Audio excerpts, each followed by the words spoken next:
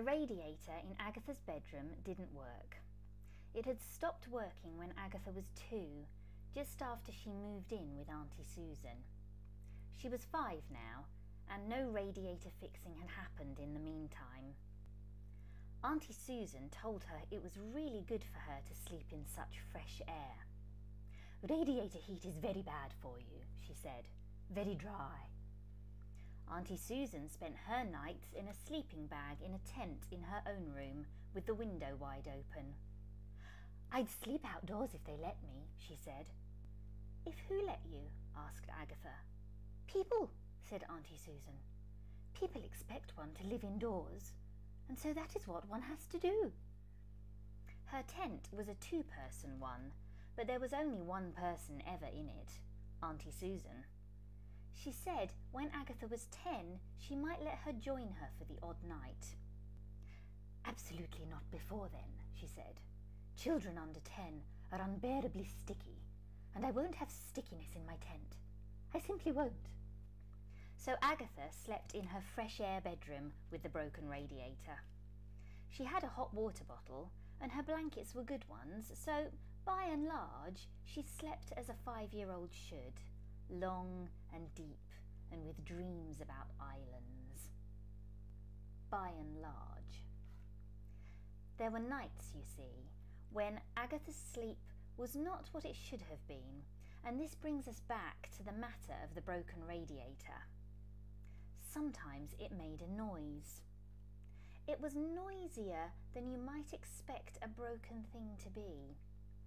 On certain nights, unmended though it was, the radiator would treat Agatha's bedroom to a robust concert of hissing. "All radiators hiss," said Auntie Susan. "That is what radiators do."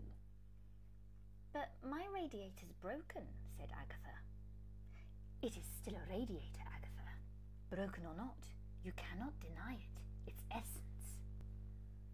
The contents of Auntie Susan's backpack were spread across the kitchen table, and Auntie Susan regarded them.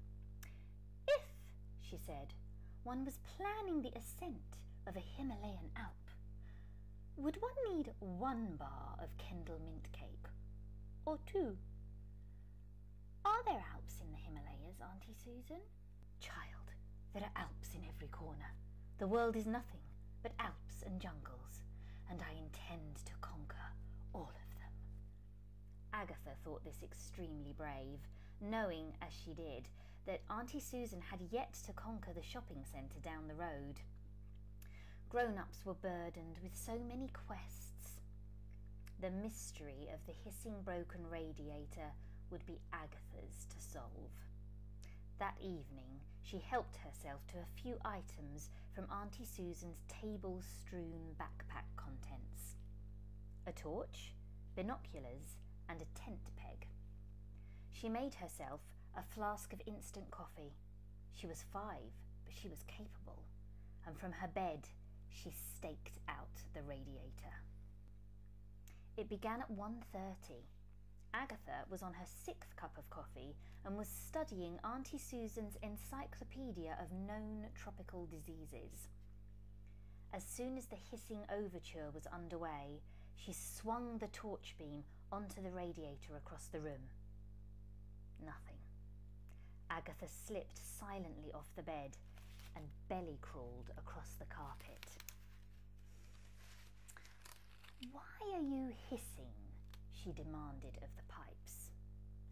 "I am hissing because that is what I do," said a voice.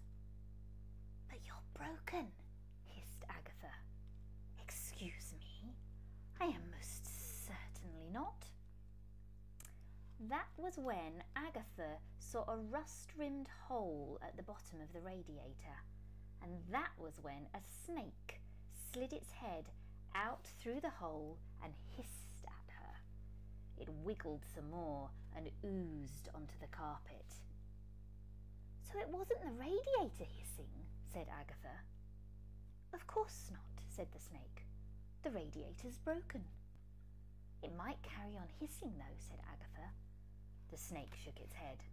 "Nothing hisses when it's dead," it said. long have you been in there, Snake?" "About 3 years, I suppose." "So you're why the radiator's broken?" The snake rose up and glared. "Are you accusing me? Are you casting blame in my direction?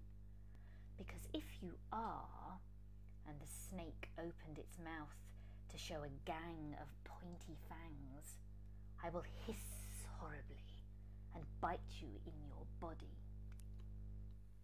Quick as a capable 5-year-old, Agatha pulled the tent peg from her dressing-gown pocket and held it like a dagger at the snake's neck. "Nothing hisses when it's dead," she growled. The snake slumped down and laid its head on the coils of its body. "You're right," it said, "and I do so love to hiss." "I know," said Agatha. "Do you want some coffee?" "No, thank you," said the snake. "Do you mind if I have some?" "Of course not." And the snake sighed. Agatha poured herself a 7th cup of coffee and sat back down by the radiator. "You don't look very happy," she observed to the snake. It stood its neck up and waggled its head at her. "Would you be?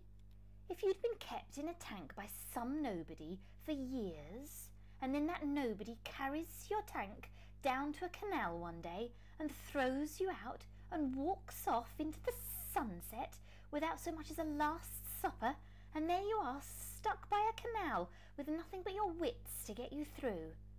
Would you be? Would you be happy?" Agatha looked at the snake. "No," she said, "I wouldn't. I know I wouldn't, because the same kind of thing happened to me before." "Oh, you poor creature.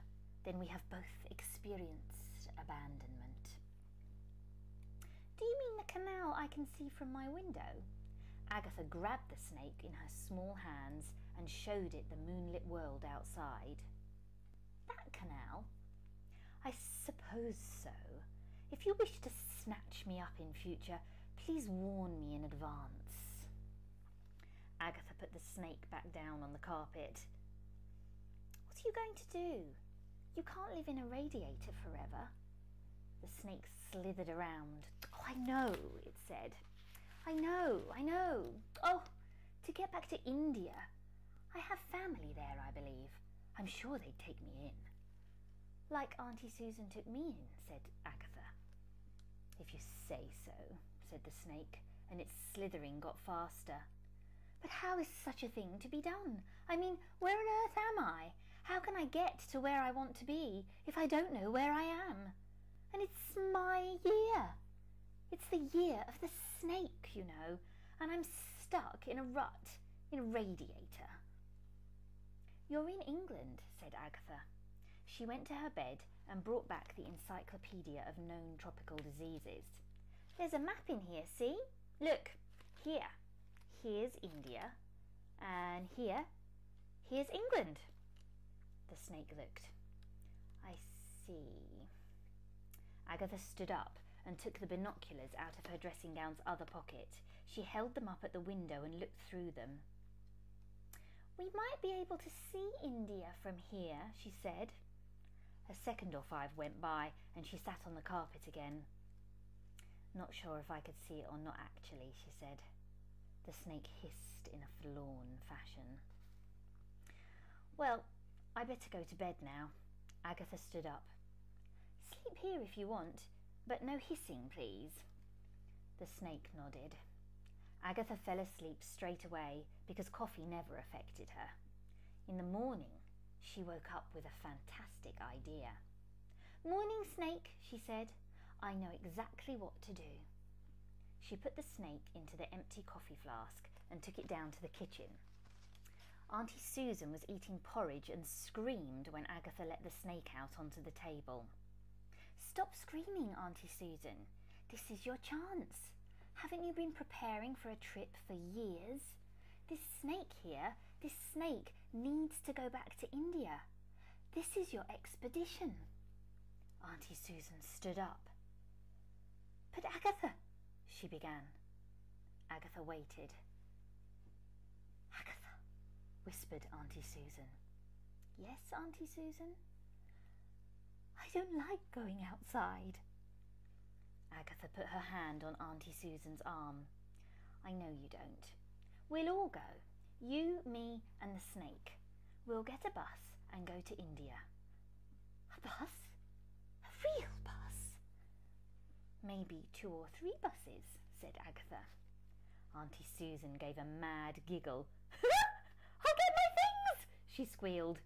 I'm all packed and ready. She got her things, and then she drilled some holes in the lid of a plastic box, and Agatha put the snake in the box and put the lid on. Should we give it some Kendal mint cake now? Asked Auntie Susan. I think later, said Agatha, once we're on the road. Is everything switched off? Yes. Did you leave a note for the paper boy? Yes. Let's go then. They stood in the hall, Agatha, Auntie Susan and the snake.